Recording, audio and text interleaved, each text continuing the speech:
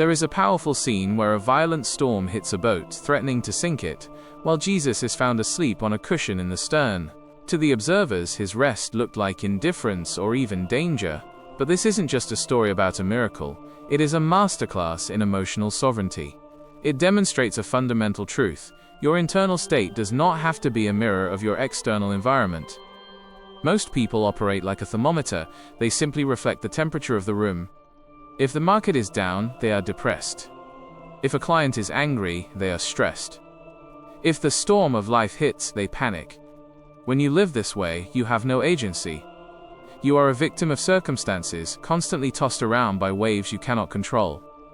You are effectively letting the environment dictate who you are and how you feel. Emotional sovereignty is the ability to be a thermostat instead of a thermometer. A thermostat sets the temperature regardless of the conditions outside. Jesus could sleep in the storm because his sense of security was not tied to the weather or the sturdiness of the boat. It was tied to his identity and his mission. He had an anchor that went deeper than the surface turbulence. You can have peace in the middle of a crisis, but only if your anchor is fixed in something unshakable. If your peace is built on a smooth sea, meaning a perfect bank balance, a stable job, or everyone liking you, it will vanish the moment the wind picks up. Real stability comes from deciding, in advance, that your internal world is your own territory. It is a no-fly zone for the chaos of the world. Practicing this sovereignty means training yourself to pause when the storm hits. Instead of reacting to the waves, you look at your anchor. You remind yourself of your long-term goals, your values, and the fact that you have survived every storm you've faced so far.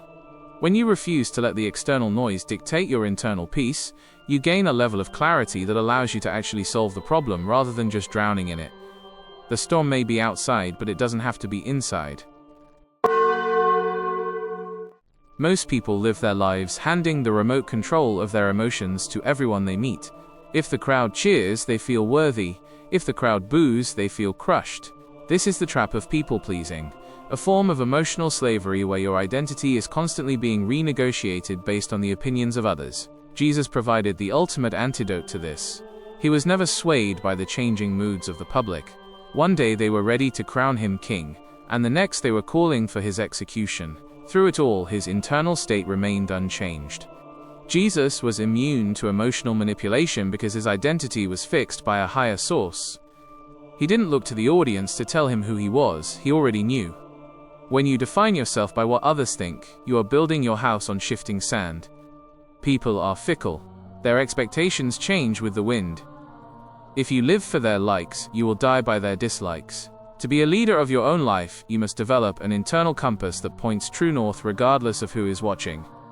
Real freedom is the moment the world no longer has the power to pull your strings. This doesn't mean becoming cold or indifferent, it means becoming solid. When you are solid, you can listen to feedback without being destroyed by it, and you can accept praise without letting it inflate your ego. You realize that other people's opinions are a reflection of their perspective, not a definition of your reality. People-pleasing is often a mask for fear, the fear of rejection or the fear of conflict. But the cost of avoiding that conflict is the loss of your own soul. You cannot fulfill a specific mission if you are constantly trying to accommodate everyone else's agenda. Strategic leaders understand that you cannot be everything to everyone and still be something to someone. To break free, you must reconnect with your core values and your primary purpose. Ask yourself, whose approval am I really seeking? If your worth is anchored in your mission and your character, the noise of the crowd becomes irrelevant background music. Stop checking the social weather before you decide how to feel.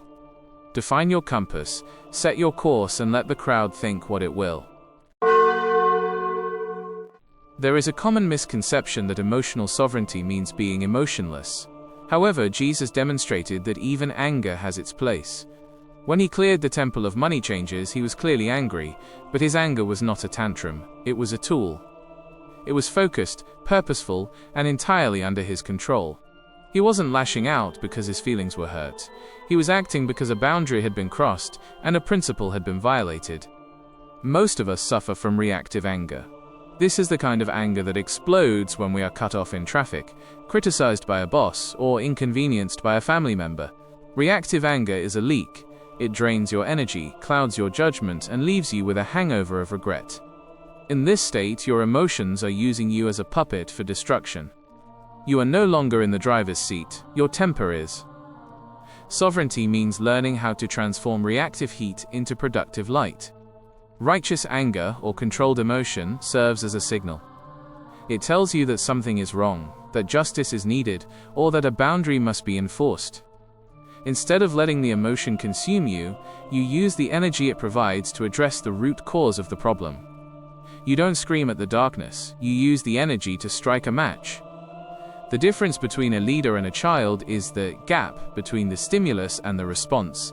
Reactive people have no gap, they feel and they fire.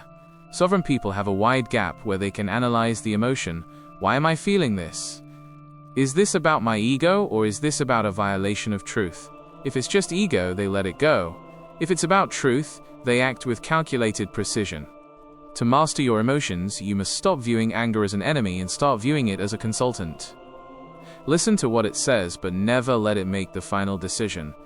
When you control your emotions, you gain the ability to stand up for what is right without losing your dignity. You become a person of weight and consequence, someone who cannot be provoked into foolishness but who will not be moved when it comes to principle. Fear is the greatest thief of potential. It doesn't just make you feel bad, it actively sabotages your ability to think, innovate, and execute. Jesus repeatedly gave his followers a very specific strategic command: fear not. This wasn't just a comforting sentiment or a pat on the back, it was a directive to maintain mental clarity. He knew that panic is the enemy of strategy. When fear takes over, your brain shifts from the creative prefrontal cortex to the survival amygdala. You stop looking for solutions and start looking for exits. In life and business, fear is inevitable. The goal of emotional sovereignty isn't to become fearless, that's a myth. The goal is to become brave, which means acting in the presence of fear. Sovereignty is the ability to observe fear without letting it drive the vehicle. You notice the heart racing and the palms sweating, but you keep your hands on the steering wheel. You treat fear as a passenger who is allowed to scream, but never allowed to touch the controls. Panic shuts down the rational brain, leading to what pilots call target fixation, where you are so focused on the threat that you fly straight into it. Jesus' command to fear not was an instruction to stay rational. By refusing to succumb to panic, you keep your peripheral vision open. You can see the alternative routes, the hidden opportunities, and the logical steps required to navigate the crisis. To overcome the spirit of fear, you must practice the discipline of naming the ghost. When fear strikes, ask yourself, what is the specific worst-case scenario? Usually, once you define it and create a plan for it, the paralyzing power of the unknown disappears. You move from an emotional reaction to a tactical response. You realize that most of what you fear is a shadow that disappears when you turn on the light of logic. Sound decisions under pressure are made by those who have mastered their internal alarm system. Do not let your imagination work against you by creating monsters. Use your mind to create maps. When you choose rationality over panic, you stop being a victim of the what if and start being the master of the what is. In our hyper-connected world, we view being alone as a bug, but Jesus viewed it as a feature. Even in his busiest moments, when the crowds were pressing in and the demands were at their peak, he would intentionally slip away to the wilderness. He understood a vital law of human performance. Emotional sovereignty requires off-grid time. If you are constantly plugged into the noise, expectations, and opinions of others, your internal battery will eventually hit zero. Silence is not just the absence of noise, it is the presence of clarity. When you are surrounded by people, you are unconsciously performing. You are managing impressions, responding to social cues, and absorbing the emotional states of those around you. This constant pinging of your social radar drains your mental energy. Solitude is the charging station where you disconnect from the external grid to reconnect with your internal source. Without solitude, you lose your perspective. You begin to mistake the urgent for the important and the loud for the true. You start making decisions based on what will stop the noise rather than what will fulfill the mission. By withdrawing to a wilderness, whether that is a morning walk, a closed office, or a weekend away, you allow the dust of the world's opinions to settle. In that stillness, you can finally hear your own voice and the guidance of the truth. Solitude is where you regain your power. It is in the quiet that you process your failures, refine your strategies, and strengthen your resolve. Leaders who cannot be alone are dangerous because they are tethered to the approval of others. But a leader who has mastered solitude is unshakable. They don't need the crowd to tell them they are right. They have already settled that matter in private. To maintain your emotional sovereignty, you must schedule your withdrawal. Don't wait until you are burnt out to seek silence. Build a solitude habit. Turn off the notifications, step away from the screen, and go where the world cannot reach you. Your ability to lead others in the light depends entirely on your ability to sit with yourself in the dark. Silence isn't a waste of time. It is the ultimate investment in your power. There is a common destructive myth that emotional control means becoming a stoic robot, someone who is cold, unfeeling, and detached. But Jesus shattered this image. At the grave of his friend Lazarus, despite knowing he was about to perform a miracle, he wept. He didn't hide his grief or apologize for his sadness. He felt deeply and expressed it openly. This reveals a critical principle of emotional sovereignty. It isn't about suppressing your emotions, it's about owning them. Sovereignty is the ability to experience the full range of human emotion without being enslaved by it. Suppressing your feelings doesn't make you strong, it makes you brittle. When you bottle up grief, fear, or frustration behind a tough facade, you are actually giving those emotions power over you. They become a hidden pressure that eventually cracks your character. Real strength is having the security to be vulnerable because you aren't afraid of what people will see.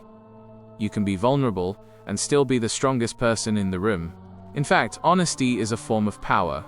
When a leader admits they are struggling, or a creator shares their genuine disappointment, it builds a level of trust and connection that a perfect mask can never achieve.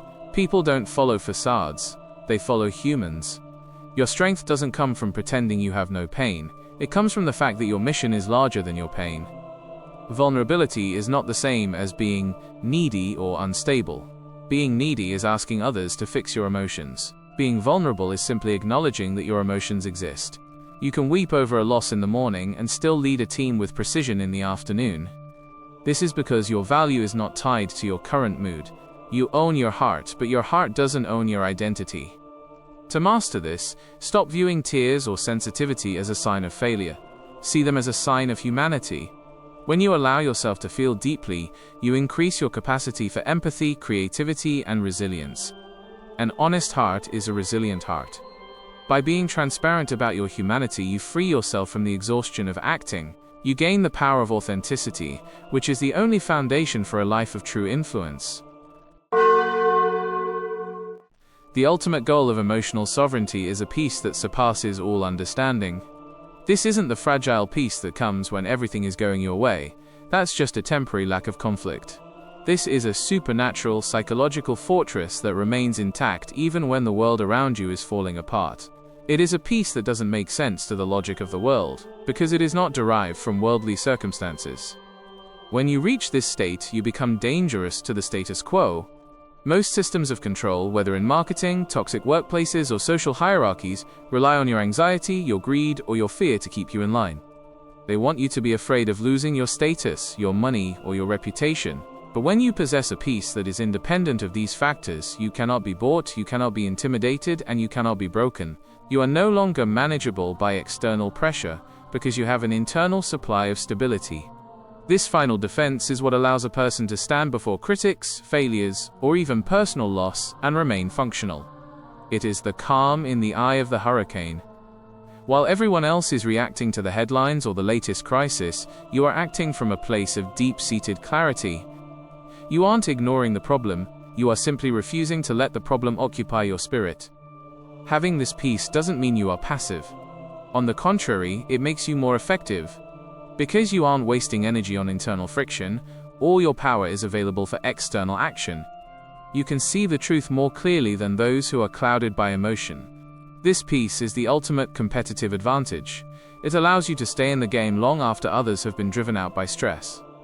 To cultivate this defense, you must stop looking for peace in the resolution of your problems. If you wait for all your problems to be solved to be at peace, you will never have it. Peace is not the absence of trouble, it is the presence of a deeper reality.